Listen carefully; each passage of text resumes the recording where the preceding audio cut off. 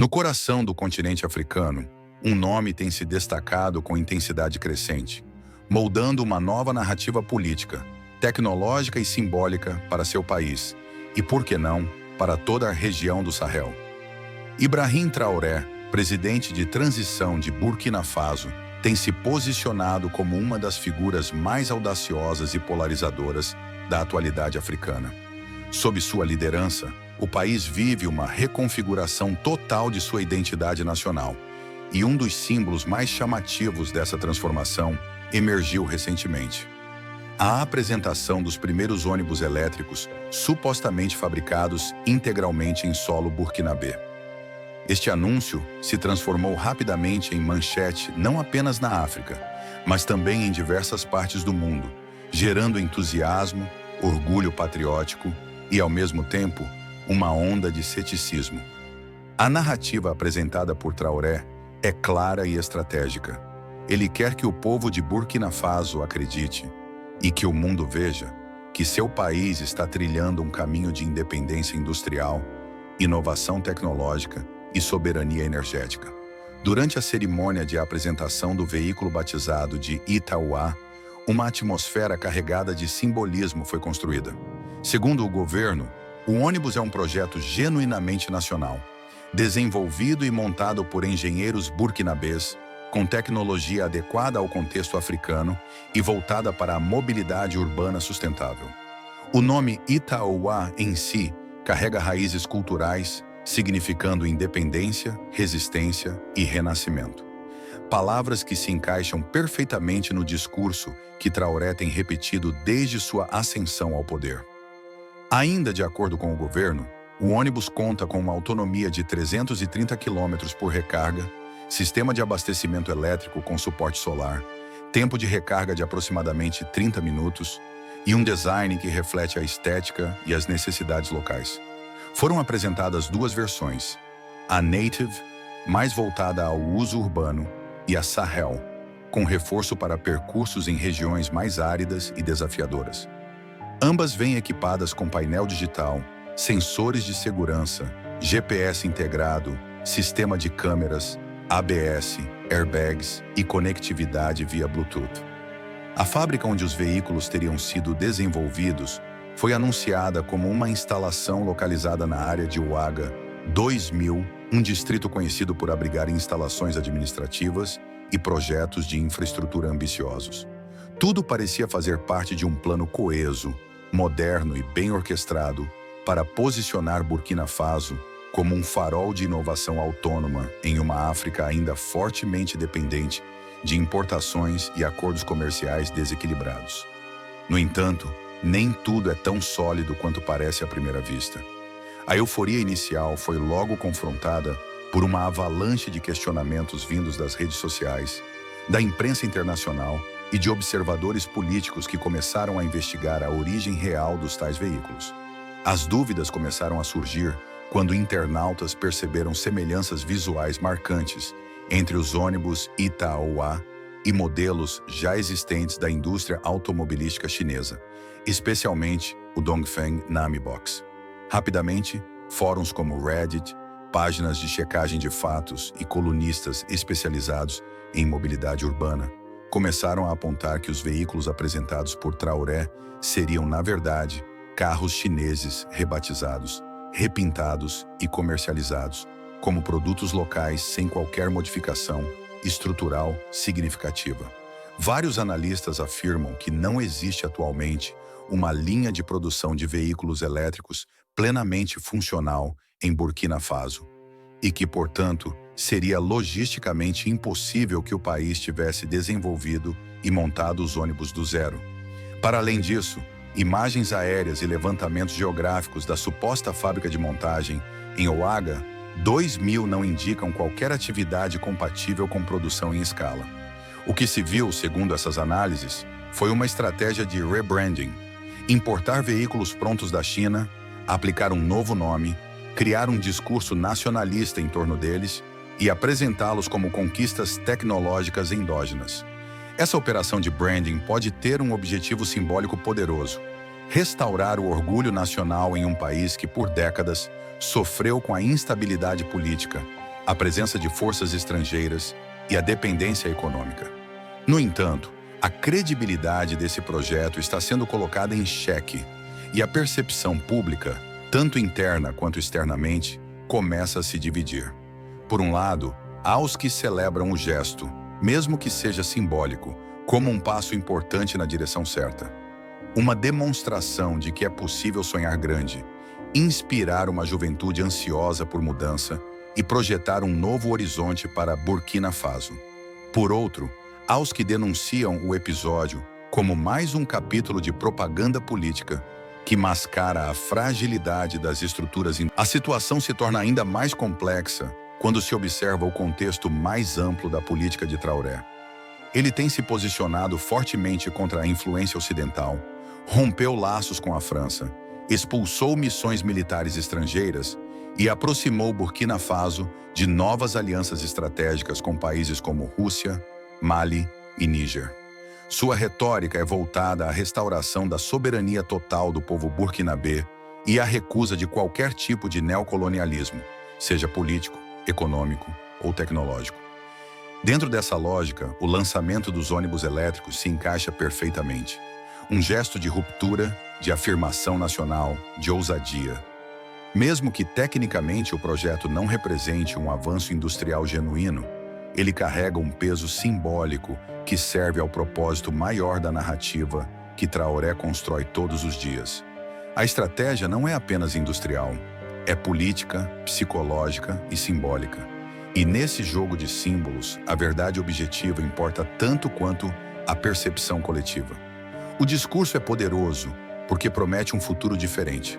Um país onde os jovens não precisam emigrar para ter uma carreira técnica, onde a mobilidade não dependa de petróleo importado e onde o nome Burkina Faso seja associado à criação, à autonomia e ao orgulho. Ainda assim, é necessário acompanhar com cautela. Se os veículos são realmente produtos importados, com apenas uma nova roupagem, isso representa um risco grave à transparência e à confiança pública.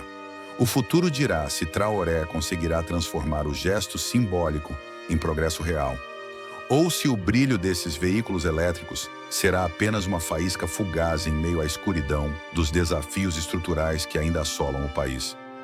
Enquanto a grande mídia foca em manchetes isoladas, como o rompimento com a França ou o anúncio dos ônibus elétricos, muitos dos feitos mais impactantes de Ibrahim Traoré permanecem fora do radar internacional. O presidente de transição de Burkina Faso vem protagonizando uma verdadeira revolução silenciosa.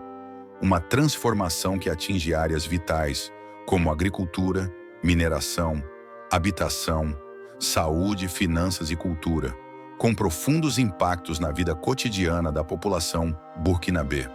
Essas ações, embora menos divulgadas, revelam uma estratégia coerente e determinada para restaurar a autonomia nacional, fortalecer a identidade cultural e construir uma economia que seja, de fato, sustentável e autônoma. Na área econômica, Traoré iniciou um processo de nacionalização de riquezas naturais com resultados concretos. Uma de suas medidas mais ousadas foi a aquisição de duas das maiores minas de ouro do país, Boungou e Wahgnion, por valores significativamente abaixo do mercado, fortalecendo o controle estatal sobre a principal fonte de receita do país. Essa decisão não apenas garantiu que o ouro extraído fosse convertido em capital para o desenvolvimento interno, como também evitou que lucros bilionários continuassem sendo drenados por multinacionais estrangeiras. Logo após essas aquisições, o governo inaugurou a primeira refinaria de ouro de Burkina Faso. A unidade, operando em Ouagadougou, é capaz de processar minério bruto e gerar barras de ouro refinadas dentro do próprio território nacional. Um passo inédito para o país e altamente simbólico, pois demonstra que o ciclo do ouro já pode ser completado sem a necessidade de exportação para países europeus. Paralelamente, Traoré tem dado prioridade absoluta à agricultura e à industrialização rural. Ele liderou a implementação de unidades de processamento de tomate em cidades estratégicas como Bobo Dioulasso e Iaco. Essas fábricas, além de garantir escoamento da produção local, evitam o desperdício de alimentos e geram emprego direto para milhares de trabalhadores rurais e urbanos. Como resultado, a produção de tomate cresceu significativamente, assim como a de outros alimentos básicos como arroz, milho e trigo. Traoré também tem incentivado diretamente a juventude por meio de projetos como a Incubadora Tecnológica Agrícola de Bagré, onde jovens estudantes desenvolvem cultivos experimentais de batata, trigo, cebola e tomate, utilizando irrigação moderna e práticas sustentáveis. Ao mesmo tempo, a mecanização agrícola avançou com a entrega de centenas de tratores, motobombas, motocicletas e caminhões para cooperativas locais, além da distribuição massiva de fertilizantes e sementes de alta qualidade. Outra área de grande destaque é o setor habitacional. Desde 2024, seu governo iniciou um ambicioso projeto de construção de moradias populares para famílias deslocadas por conflitos e catástrofes naturais. Milhares de casas já começaram a ser erguidas com materiais locais e técnicas adaptadas ao clima da região. Diferente de muitos programas assistenciais que acabam sendo cortados por falta de verba, este projeto é financiado integralmente pelo Estado, sem afetar salários públicos ou gerar aumento de impostos. A meta é atingir uma cobertura. Na saúde pública, a gestão de Traoré criou clínicas móveis que circulam por regiões remotas e oferecem desde consultas básicas até exames especializados. Equipamentos modernos, como unidades móveis com oxigênio e refrigeração solar para transporte de vacinas, foram adquiridos. Uma campanha nacional de combate à cegueira já realizou milhares de cirurgias gratuitas de catarata, transformando a vida de idosos e trabalhadores rurais. Hospitais de referência foram equipados com tecnologia moderna e novos centros de saúde foram construídos em áreas anteriormente negligenciadas. No campo da educação, Traoré vem promovendo um resgate cultural sem precedentes. Ele decretou o uso obrigatório de trajes tradicionais burkinabês nas escolas e tribunais, abolindo perucas e vestimentas coloniais que ainda eram utilizadas no sistema judiciário e em cerimônias públicas. A intenção é clara: reforçar o orgulho cultural, desconstruir os resquícios do colonialismo e inspirar uma nova geração de cidadãos com identidade própria. As escolas também passaram por reformas estruturais e professores estão sendo capacitados em novos currículos baseados em valores africanos, ciências aplicadas e empreendedorismo local. Na frente energética, além dos ônibus elétricos, Traoré tem investido pesadamente em energia solar. Painéis solares foram instalados em escolas, postos de saúde e repartições públicas em diversas regiões do país. Isso reduz a dependência de combustíveis fósseis e torna o sistema energético mais acessível às comunidades mais afastadas. Pequenas centrais solares comunitárias estão sendo inauguradas com frequência, permitindo que vilarejos inteiros tenham acesso à eletricidade pela primeira vez. No setor financeiro, outro feito pouco divulgado foi a criação do Banco Postal de Burkina Faso. A instituição tem como objetivo democratizar o acesso ao crédito e à conta bancária para a população rural, pequenos comerciantes e agricultores que, tradicionalmente, estavam excluídos do sistema bancário. O banco oferece taxas de juros baixas e produtos financeiros voltados ao fortalecimento da economia local, além de ter uma estrutura simples, acessível por aplicativo de celular e por postos comunitários. Essa é mais uma tentativa de cortar a dependência de instituições financeiras estrangeiras e construir um modelo de financiamento soberano. Traoré também inovou ao criar uma nova rede logística interna, com apoio de militares e jovens voluntários. Caminhões, motocicletas e barcos foram adquiridos para transporte de alimentos, medicamentos e material escolar. Com essa logística descentralizada, comunidades que antes demoravam semanas para receber remédios ou livros escolares, agora têm acesso quase imediato aos serviços do Estado. Isso fortalece não apenas a presença do governo nas regiões periféricas, mas também aumenta a confiança da população no poder público. Em todos esses setores, a estratégia de Ibrahim Traoré segue uma lógica clara: restaurar a confiança do povo no próprio país, seja ao industrializar o ouro, ao valorizar o tomate local, ao construir casas para os deslocados ou ao abolir perucas do sistema judiciário, cada ação carrega um peso simbólico profundo. Traoré não está apenas administrando um governo de transição. Ele está tentando redesenhar o futuro de Burkina Faso com as próprias mãos. A mídia internacional pode continuar ignorando esses feitos, mas nas vilas, nos mercados, nas plantações e nas escolas do país, a transformação já começou, e ela vem do próprio solo africano. Mas a transformação conduzida por Ibrahim Traoré não se limita à infraestrutura, economia e saúde. Existe algo ainda mais poderoso sendo moldado em Burkina Faso: a reconstrução da autoestima nacional. Um sentimento coletivo de pertencimento, de coragem e de propósito que aos poucos começa a substituir o medo, a apatia e a dependência do exterior. Traoré não está apenas construindo fábricas ou distribuindo tratores. Ele está promovendo uma mudança de mentalidade. Está despertando uma nação inteira para a ideia de que sim, é possível ser soberano. É possível crescer sem as amarras do neocolonialismo.